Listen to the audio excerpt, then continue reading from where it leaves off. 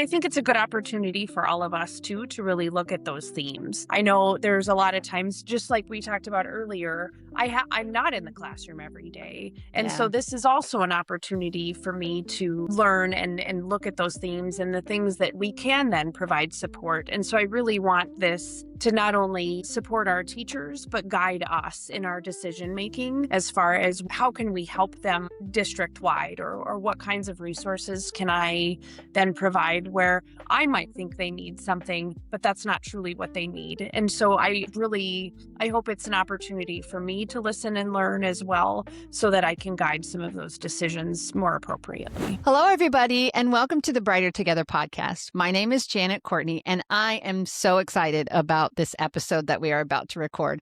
Today, I have two lovely educators that are here. Dr. Ashley Kolb is the Director of Pupil Services, and Dr. Valerie Hurm is the Director of Special Education at Neenah Joint School District, and that's in Neenah, Wisconsin.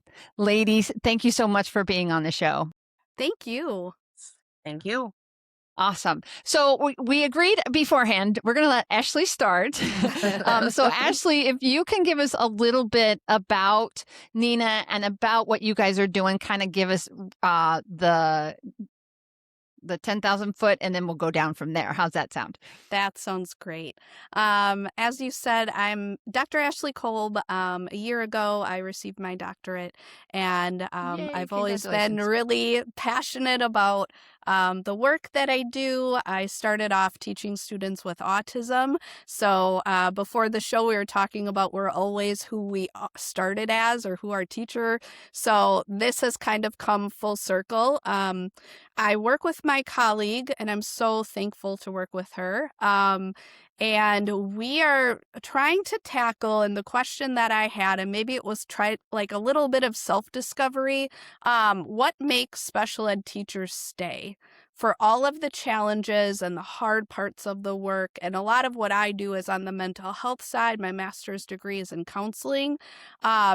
I see what our staff go through. I see the challenges that they face every day, the asks on the curricular side. And so that was really my dissertation and my work. And although sometimes people look at a dissertation as just completing the process and getting the title, it was more of a passion of figuring out the actual answer. And so the work continues. And I found someone in my colleague that felt the same way about her work. And luckily our topics and our themes were actually the same. And so we're putting together a project just to see how can we make our staff stay. Based on the study that I did and the research that I found, this theory we're trying to put into action and see if it can affect our own school district. And what I know from the research is it would be cost beneficial to do this. It would be such a great opportunity for the students and the parents, and just our staff knowing that they're supported and they have each other, and strengthening that is really the focus and the hope. So I'll pass it off to Dr. Hurm now. Yes, I'm Dr. Valerie Hurm, and I was a little behind Dr. Kolb, but I just completed mine, at the start of the school year. But my work certainly supported the work that she had done as well. Hers were on why special education teachers stayed. Mine was more focused on how do you develop, or how do you choose professional development for special education teachers, or any teachers that are teaching students with special education needs. And so we found that when we sat and worked together, that they really went hand in hand with each other. Some of the big reasons that teachers stay are when they're feeling supported and that professional development is provided, where mine was more targeted to what type of professional development and how do we determine what they need. It really was set up as more of a triage situation. We all know, as a special education teacher myself at some point in my career, that you don't know what's coming through your door necessarily all the time. It's really changes every year, right? Sometimes daily, right? Yeah. So we don't know And so it's really difficult to like choose one coined system that is going to provide the professional development for your entire district. And so our challenge was to come up with something that did not only support teachers and their needs, but also provided that kind of triage system of I need to provide you the professional development that you need when you need it, and what that needs to look like really on an individual school basis, an individual classroom basis, and how we would make that work. So Dr. Kolb and I sat down together just through many, many conversations and came up with a system that we feel like meets both of our um, research bases and really gives the teachers the support that they need on both ends. Um, and so do you want to talk about what that system looks like? Yes, please. I want to hear about it. I'm excited to hear I am because, too. boy, We this both is, have kind of our yeah. spot in it, but I'll Yeah, let Ashley start. absolutely. Absolutely. And it's just so, let me just say really quick, man, this is exactly what we need, to keep the amazing people that we have. So, love that you guys are doing this, and the kids win when, Yes. I'll always go back to the kids. The kids win when the teachers stay and when you have teachers that feel like they're being supported. So yeah, Ashley, tell us about it. All right. So we partnered with just a local establishment that actually one of our teachers owns. They have an upstairs venue where we put on once a month. We call it a tier 1 behavior support. But the experience is that any staff can come. We have experienced staff on hand, we have ourselves, but they experience a coaching triad where we have protocols to walk through whatever behavior situation they're going through so that they can really sit down and process with someone else the things that they've tried and established and done in kind of a non-judgmental place. From there, we can problem solve and try and figure out in-house how do we support that teacher past that. Like they're going to set a goal, but if it's about going to observe another school or having the time to we always have manipulatives in special ed or things that we have to create. How do we make sure that we as directors, as coordinators, as an entire district are giving the opportunity for those things to happen so that they can be successful? The effort to have it off site was really to kind of take down the pressure of it feeling like work and having it be more about networking. So a part of my research was about those professional support networks and teachers that maybe work at a different school, but they don't know each other well, or they have different experiences that they can add, but they have a new connection. So from the upstairs site, we can go and socialize downstairs and just get to know each other better. Because as directors, we know everyone in the district. We know how amazing they are. They don't always interact in that way. So we were trying to strengthen networks of people, of support, and of experience that has previously been there. And then from that, from the director kind of coordinator side, we wanted to listen to the feedback and kind of be in the room monitoring what are the themes that are coming out. For example, we had a really hard kindergarten group this year. So if you can predict it, you can prevent it. Are we going to anticipate kindergarten's going to be hard next year? So what are some things we can anticipate and put in place? But if that still isn't meeting the mark and they're needing more support, then it would rise up to the level that Dr. Hurm has and really supporting and doing that professional learning. So maybe talk about the tier 2 side of it. Absolutely. So once they've tried the interventions and the things that their coaching triad has helped and assisted with, if they feel like it still isn't enough, like I'm still stuck, I still feel like I need additional support, then I have a team of very carefully selected some of them are special education teachers. Some of them are speech therapists. It's just a team of people that are very good at their area. So we tried to have somebody from a secondary level that is like in a resource setting, somebody that's in more of a crosscat setting at every level, so that there's somebody that's really kind of an expert in their area that have many years of experience, Right. things like that. So then if they've said, I need more, then it reaches that level. So then we wrap around them as a group and we provide opportunities for mentoring, observations. So we may have a teacher go into their classroom, do some observations, have that teacher then go into the classroom that that teacher currently teaches, and really a gradual release program. So if we say, I think let's try a token economy or a system, then that teacher may go in and actually teach the other teacher how to use it, what it looks Right. like with the student that they're struggling with, or the group of students they're struggling with, until they're ready to take that on.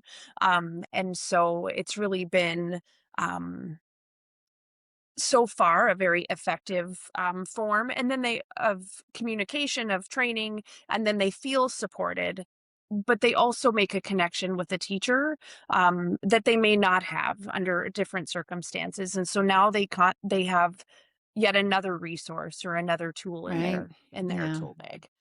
Well, and two things just really quick. One, I love the fact that you took it offsite. Offsite is so just that struck me right off the bat, because it's like you take the pressure of the school and of feeling like I have to be perfect off of them when you do that. So I love the fact that you guys have done that.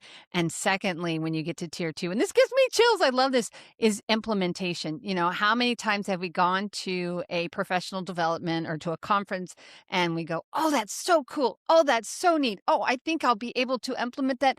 And then you get back and you go, I don't know if I can do it, or, oh, I don't, Mm. you lose confidence because you don't have that expert right in front of you telling you, yes, encouraging you, yes, you can do Mhm. this, yes, you can make it work. So having somebody come and walk alongside them, that's beautiful. Love it. Love it. Thank you. I really think coaching is at the heart of all of this. Like people really uncovering, what works for them, and we're trying to teach some of our people that are in that mentorship. You have the experience that worked for you, but it might not work in this situation, or they might be Mm-hmm. bringing different strengths. To it that just makes it that much better. But coaching is the model through and through that we're really hoping for. And those nuances of that particular classroom or that Yes. particular disability that it's being affected by it or whatever. Absolutely. Yeah. Yep. Yeah. Yep. And I think the Awesome. team members are truly learning from each other as well.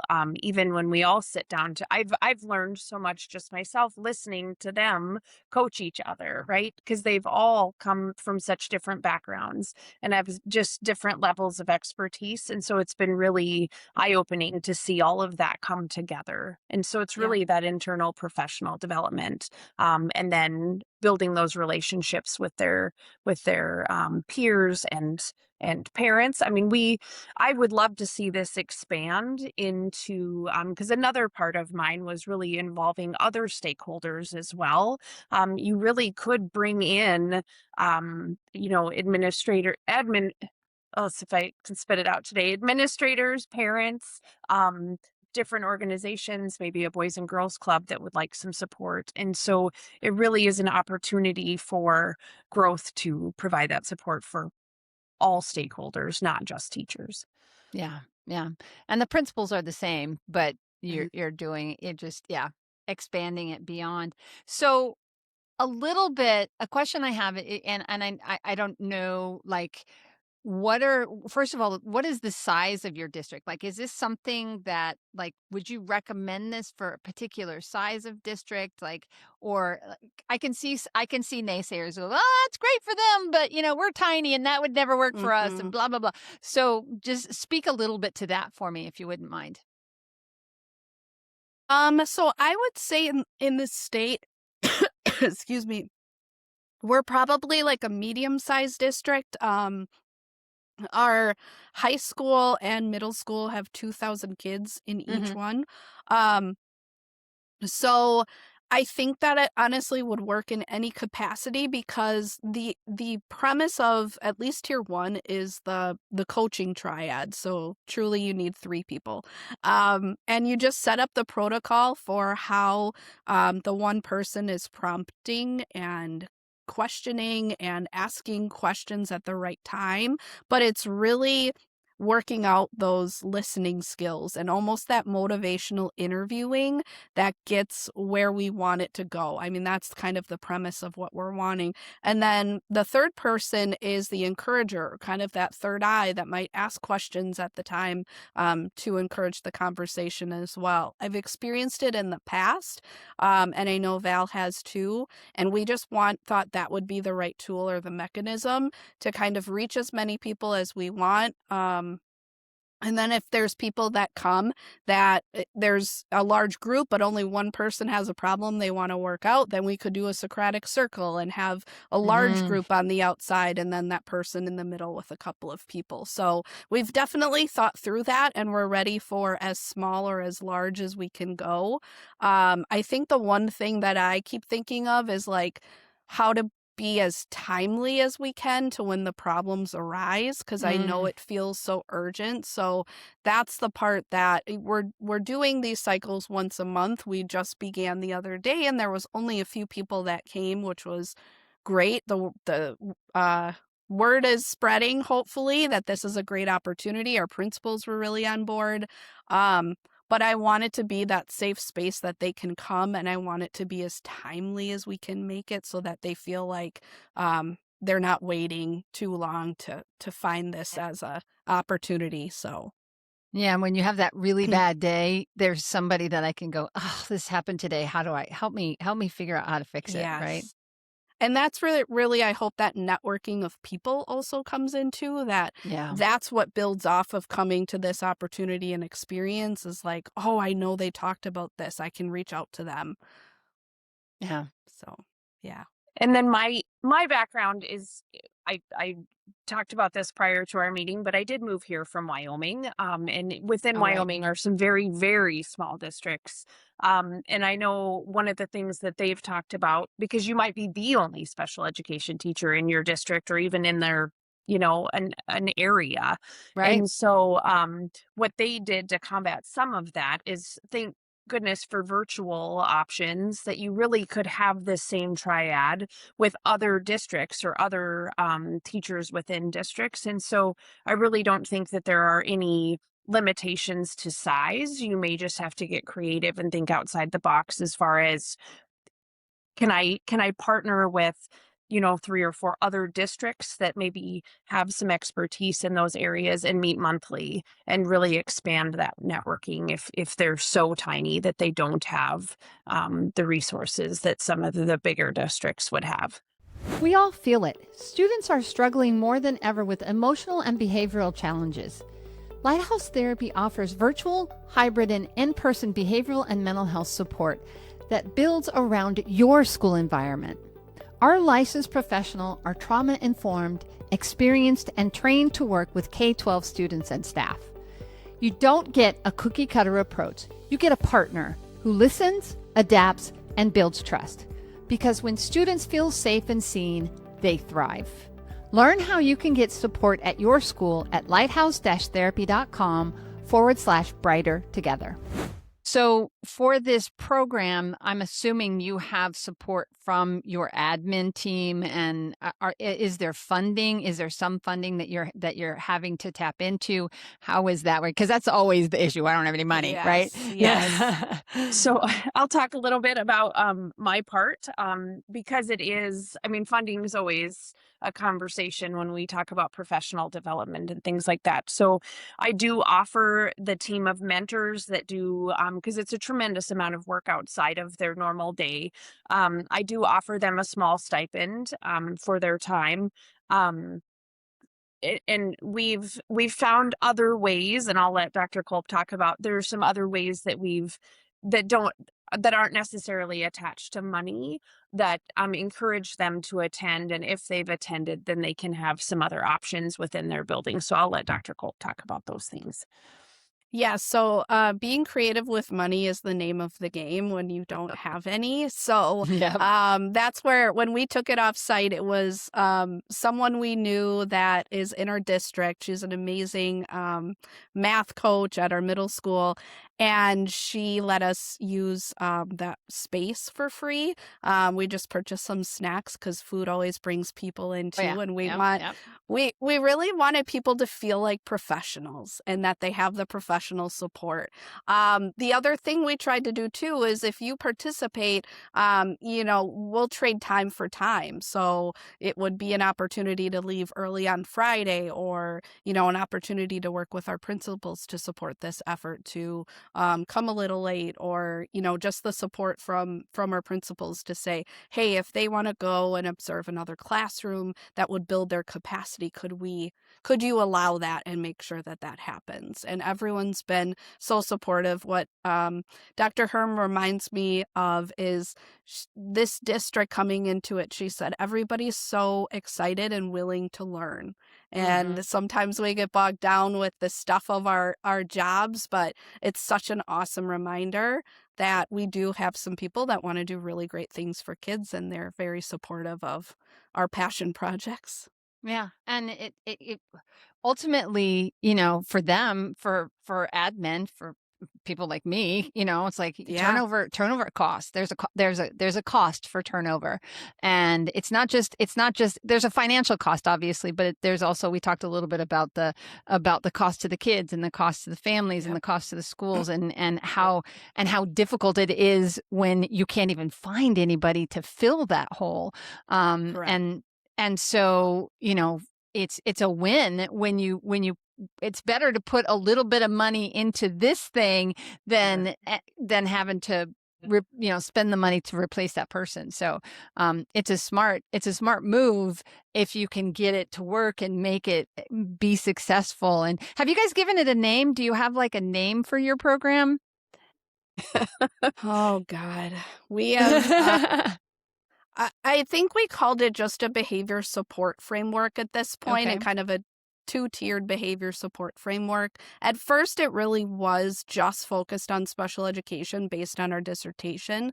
Mm-hmm. But what we found is that sometimes it's not just the special education teacher that is struggling with Oh, behaviors. yeah. Mm-hmm. It's our classroom teachers that are maybe dealing with or handling different students. So at the tier 1 level, we really opened that up and made sure that anyone that really needed that support could access that. So we're excited for the future and spreading the word. And I think principals are excited to have something to offer to teachers, Yeah. to say, hey, you should check this out. This would be a really great opportunity. Or you're new to Neenah, like, go and network and just kind of get to know what's available and who can support you. Because when you're interviewing candidates, that's usually one of the questions they ask coming in is, would I have a mentor and who's going to support me? Almost every Mm-hmm. single time. Mm-hmm. So to have something now that we can say we have all of the things that typically happen, and we have these great networks that will get you involved in. So Yeah. At Lighthouse, we have everybody gets a mentor. You come here. It can be isolating if you're a virtual yeah, therapist, and, feeling like you're on an island all by yourself. Even though you're interacting with kids and people all day long, it still can feel that way sometimes. And so having somebody that we always tell our therapists, and our teachers now, because we are doing some sped teacher stuff, is there's no stupid question. The only stupid question is the one that you don't ask. So ask yes, questions, make sure. Yes. And that's why we give you a mentor, so you have somebody that Mhm. I've had great mentors in the past. I went from skilled nursing and medical back into education, mm, at one point in my career, and I've kind of hopped back and forth. I can now happily say I've done more education than I did medical. yeah, But that Mhm. switch made me feel like a new therapist all over again. I was like, God, I Yes. don't, I, I've been a therapist for 18 years and I don't know how to do this. This is ridiculous, or whatever. I don't remember yep, how long it was, but you know what I mean? And you just feel like, I don't want to ask somebody because I don't want them to think that I don't know what I'm doing. Right. That feeling. correct, Right. Yeah. yep, Well, and So this having that pro is Yep. cool. Yeah. Well, and I'm it sorry. Go ahead. provides it provides that mentorship too this program provides that mentorship, at least those relationships and that opportunity for question. Even if I have been I a teacher for 20 years, I might have a student that comes into my classroom, and we typically in education set up mentors for those new people. But what about the people that are like, I've done this for a long time and I don't know what to do? And so Yeah. this really provides that opportunity for them as well. It doesn't matter how many years they've been in it. They're all more than welcome to attend and just gain those ideas and interventions and things to try. And in a way that doesn't make them feel like, gosh, I'm at school. I need to, yeah, Mhm. yeah, Yeah. yeah, yeah, Yes. yeah. Open up, give them an opportunity to open up in a much more relaxed setting.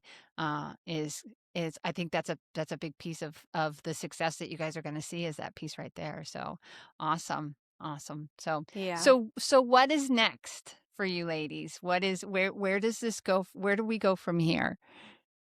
I think from my perspective, just the rollout of trying it. So, like I said, we just had our first offering of this. Word is starting to spread. We hope to have more opportunities for our staff to kind of see the benefits of this experience. So, by the end of the year, we'll hopefully have 5 different sessions that we can look at and reflect on. Um, if there's a need for more, we would love to do more. We would love the community support to see if we can have funding. And that was our big dream in the beginning when we were really brainstorming. We're like, and what if we could have community partners that would understand, how important special ed is, and they would provide funding so that we could make our staff feel even more prize. Mm-hmm. Like we just Yeah. went and went and went. It was Dream really big. You fun. have So to. we are Absolutely. Yeah. starting small but dreaming big. So, Yeah. what else are you, Dr. Herm? I well, and I think it's a good opportunity for all of us too to really look at those themes. I know there's a lot of times, just like we talked about earlier, I'm not in the classroom every day, and so Yeah. this is also an opportunity for me to learn and look at those themes and the things that we can then provide support. And so I really want this to not only support our teachers but guide us in our decision making as far as what how can we help them district wide, or what kinds of resources can I then provide where I might think they need something but that's not truly what they need. And so I hope it's an opportunity for me to listen and learn as well so that I can guide some of those decisions more appropriately. And Fantastic. actually, the other day, for our first event, so it was a middle school special ed teacher and a behaviorist from our elementary school, and she said essentially that, like, when we're out of the classroom, we don't have that experience, so they really look to other people that are in it to get that advice. She's like, yeah, we love you, but we want to take advice from other people. And then they just started talking Yeah. and they were sharing resources. And she goes, see, that's why we come, because there were ideas that they were doing that just automatically sparks that. So we're creating the environment and the space, and that's all you need for this magic to happen and hopefully set them up in a really successful way. Yeah, because teachers care. Teachers Mhm. want to help their kids. Teachers Yep. are teachers because it's a calling. It's a gift that they've been Yes. given. It's amazing. And to get them together and know that they've got other people that support them, and the fact that you guys are doing this from a perspective of a leader, and it shows that that you value them, that Lighthouse Therapy is our mission is to be a therapy company run by therapists for therapists for the betterment of students, and that by therapist piece, by my leadership team, by the Hmm. people that care and make the decisions, that's a critical piece of it. And it has brought success. It has brought stability for us. We as a company have an 80% retention rate in our therapists. That's Wow. like amazing. But Yes, it is. it doesn't come just because we sat on our laurels and hired people and said, hey, we're therapists, come work for us. It Yeah. doesn't work that way. You still have to support them. You still have to put your money where your mouth is, especially when you have a mission like that. And you Yeah. guys are missional as well. You're working towards keeping those, and I don't know if it's defined that way for you, but that's what I see. You know, I see you Yeah. guys really are Thanks. doing something that is going to help continue to keep people in a position. And again, like I've said 3 times already, the kids win. That's what we want. They We want the do. kids to win. So fantastic. So where, ladies, do people go? Because now we've sparked interest. I know there are other people that are going, oh, that's it. I want to do that. That's amazing. I want to make sure that my team has that. So where do they go? Where do they go to find you guys and pick your brains? Because, you know, you guys are going to be mentors for others as well. Well, that's awesome. I would say we have our district website. You can find our names and contact information. I think there's a little tab there. Neenah, spelled Neenah. We always get that confused when we're telling people where we are.